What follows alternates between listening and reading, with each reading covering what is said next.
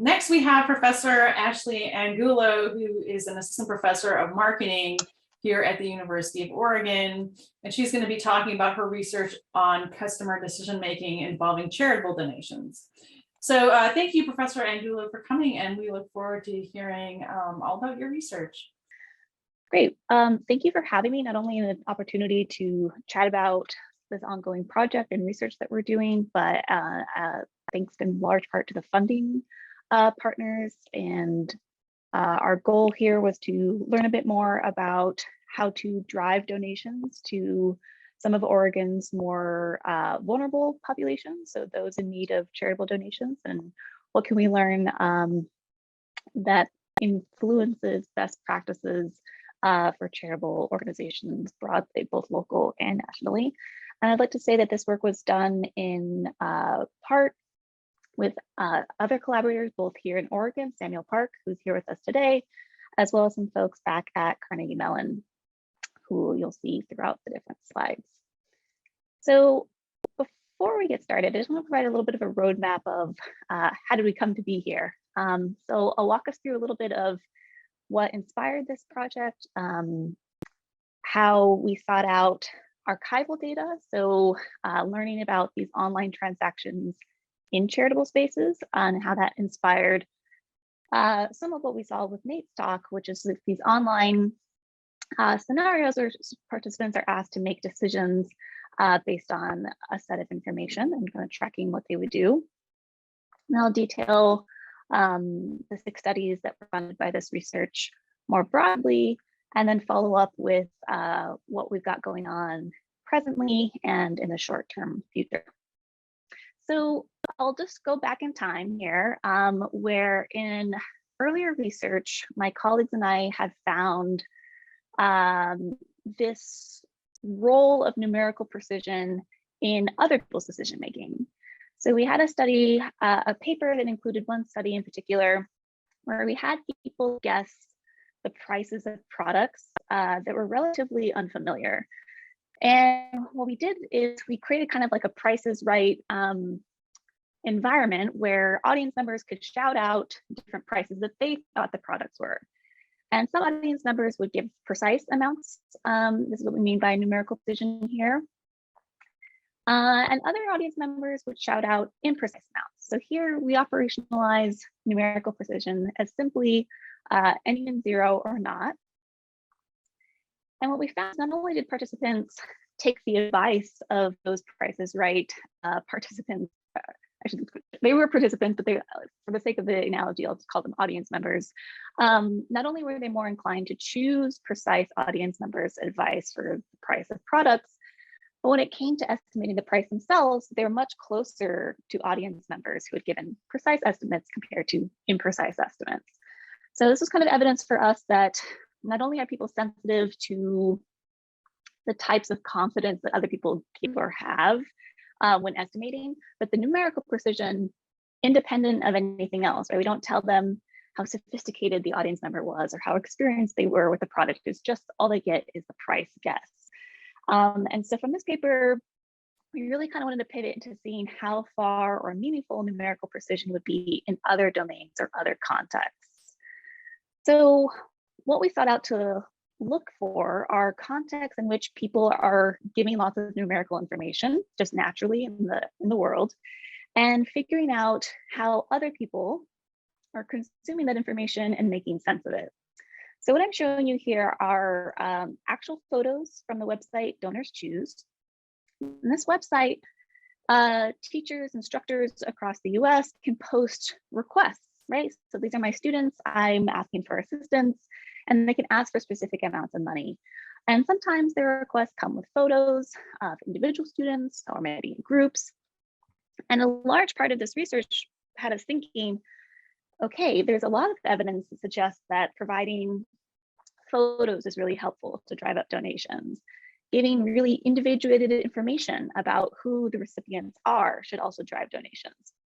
And these are things we're seeing naturally occurring on the website itself, but we didn't know as clearly as whether or not we could do something numerically that made it seem unique or different. So we started to explore, independent of, again, of whether or not there were photos or the request was for a large amount of money or a small amount of money.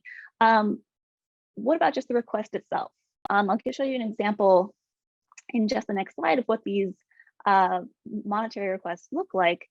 The idea is here that we're trying to lend our findings to an ongoing group of researchers who are investigating what tips the scale towards donation. There are all these elements of identifiability, but we don't know as much about whether or not numerical precision can take a really big request that feels, in some cases, impersonal, and whether or not it can add more personal details, but through numbers. So show you what a typical donors choose request might look like. What you're seeing is a typical donors choose request. These are, again, real. And sometimes the request is precise. So this here is $180 that this instructor is requesting. And sometimes it's imprecise, where here we have $1,416. And while we can say, yes, those two numbers are very different on a number of dimensions beyond just precision, right? 180 is significantly smaller than 1416. What we wanted to do is collapse across all the data that was presently available. So this was 19 quarters of data that we converged and said the only difference that we're looking at here is if the requested amount was precise or imprecise, and what result did that have on the percent of progress that an individual campaign made towards its goal. So you'll see here that each campaign has a goal amount, and this little bar is an indicator of progress towards that goal. So what we found, again, with a very large sample of observations here, that it seemed like precise requests made more progress towards their goal than imprecise requests. So we wanted to follow that up and see not only, hey, why is that? Or two, is this something unique about the donors choose context, or is this something that would replicate in other charitable domains? Let's see if I can get to my other slide here. Here we go. So this slide almost requires animation, I will say. Are folks able to see what's on this page here? Yep. Okay, great. So in a scenario design, so we moved from an archival approach to showing participants an organization, a real organization, and all of the content stays the same. So the photo is the same, the goal, the ambition. The only thing that changed is the number of children that can be helped in that particular campaign.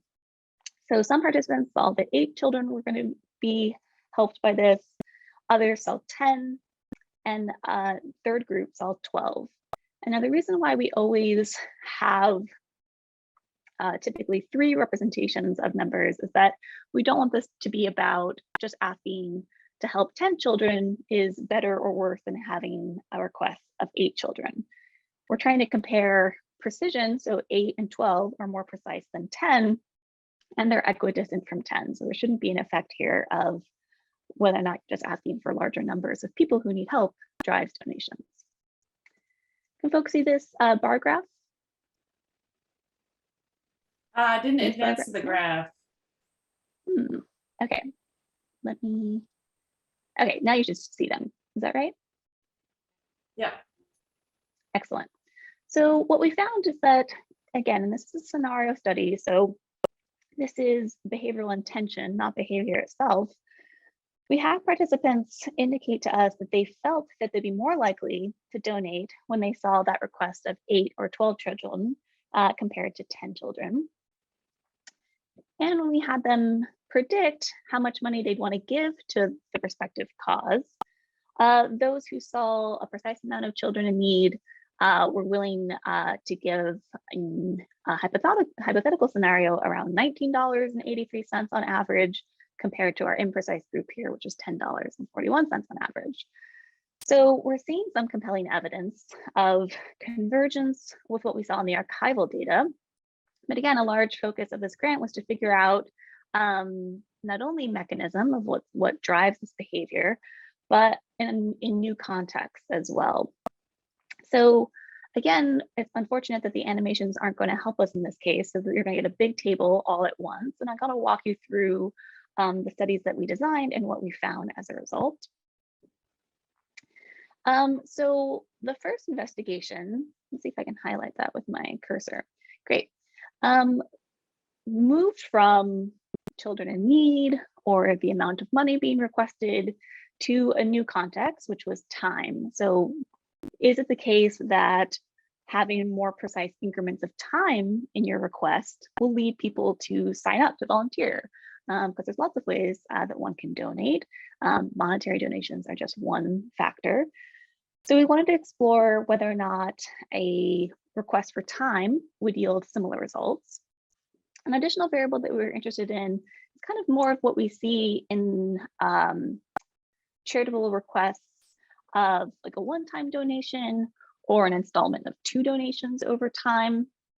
The idea being that, is it a fluke maybe of what we found before, that people would prefer to give to more precise campaigns, but presumably if it's precise once and it's precise again, does that have an influence versus a one-time donation, which you don't really have that issue? So this is again a scenario. So we asked people how many minutes they themselves would contribute it following having seen either a precise amount of time being requested, so 58 or 62 minutes, compared to those who just saw a request for 60 minutes. And we have data that has a bunch of caveats, I will say. So we have some evidence that suggests that an imprecise request, so that 60-minute request, is perhaps outperforming our precise requests, but only when the installment was a single one-time request, right? So this isn't subsequent ones. And we tried to kind of unpack that in our next study of like, oh, okay, maybe there's something going on here. Maybe there's something valid to figuring out if it's a one-time request or 2 in the future.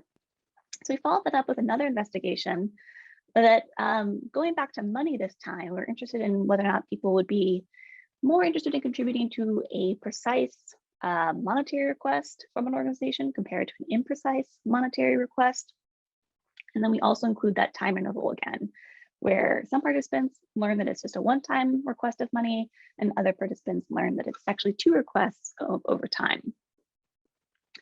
And in this case, we kind of reverse what we found in that first study, where in the first study, we kind of saw some evidence that was inconsistent with our hypothesis that maybe the imprecise value was more attractive to donors. Whereas when it came back to money again, we see a small preference for precise requests when it comes to money, but that was only consistent when we had that 2 installment amount. So it's kind of, you can imagine where we were after finding these data of, okay, well, that's actually the opposite of what we found last time. What's going on here? What's the difference between asking for time versus asking for money? And thankfully, there is a lot of research on those distinctions. So we can kind of look towards that and move forward. We wanted to see if this was tricky for people to kind of focus on. So for time and for money, people have very different values and preferences for each of those, right? We all start off with a different amount of perceived time that we have in our days and have very subjective budgets accordingly. So in some of our more ambitious or creative endeavors, we looked at what if we change these monetary requests from straight up $60 or, oh, I think I lost you on my, man, I'm having so many technical difficulties. Can folks still hear me? We can hear you. Oh, wonderful, great. I just can't hear you in one ear, no problem. We wanted to explore if the quantity was what was driving a lot of people's decision making. So it's not that we asked for $1.02 or 98 cents, is that we're asking for a different quantity. So perhaps asking for 100 pennies is different than asking for 98 or 102 pennies. Unfortunately, for this idea, we didn't really yield an outcome that could tell us one way or the other. So we would have a null effect here. So it's not clear whether or not imprecise or precise amounts of pennies in this case makes a difference for donating, potentially because it's such a strange request, right? We might have just gotten consumer reactance towards, why are you asking me for pennies? We followed it up again with a new context, looking at blood donation. And for the squeamish, I'll give you a warning ahead of time that we asked about people's willingness to donate to the Red Cross for a blood donation after we tell them what's needed.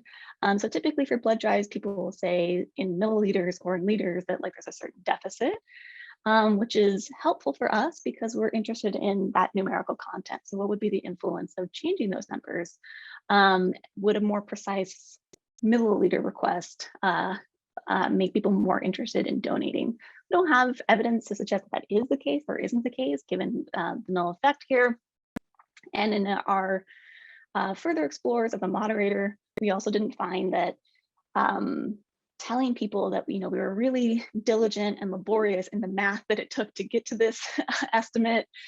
We thought that might make a difference, especially if you're thinking of like, why 102 pennies? Well, if we told you that's exactly what we needed and we did the math for it, maybe that would do away with the concern. But again, we don't have sufficient evidence to suggest that that was really what was going through consumers' minds. The last two studies here that I'll talk about as part of this project, part of this package in particular, before I talk about some other stuff. We went back to the Red Cross, but it maybe made a more palatable donation option instead of blood. This time it was for time. Presumably you're still giving blood, but maybe it's more palatable to think of giving time versus blood, even though you're giving blood during that time. And so we were asking people whether or not they were telling them the Red Cross needs them to donate 12 minutes of their time, 8 minutes of their time, or 10 minutes of their time. And again, kind of including that. And we did the math here. We know the specific amount of time that we need here.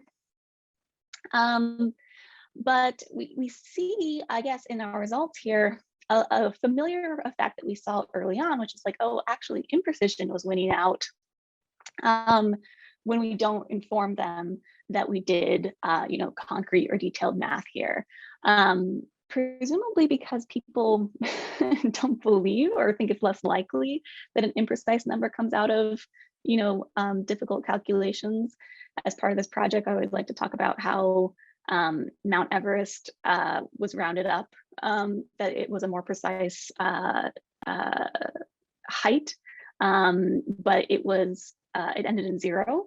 And they suspected that no one believed that it ended perfectly in 0. So they added more inches to Mount Everest to make it appear that that was more accurate. So who knows if this is what's going on for consumer behavior at the donation level, right? That if you're asking me for $20, I assume that's an estimate, sure, great. But if you tell me, no, we really did the math and it's exactly $20, maybe that seems suspicious to consumers.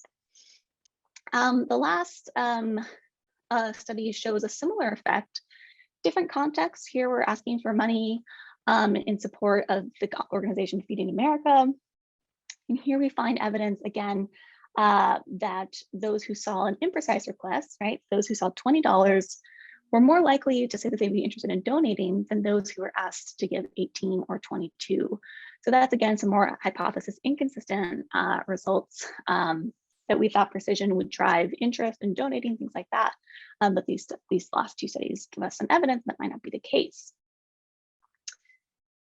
We'll talk a little bit about a breakthrough idea that we had as part of this project, which was we've been doing these scenarios that randomly assign people to either seeing a precise or an imprecise request.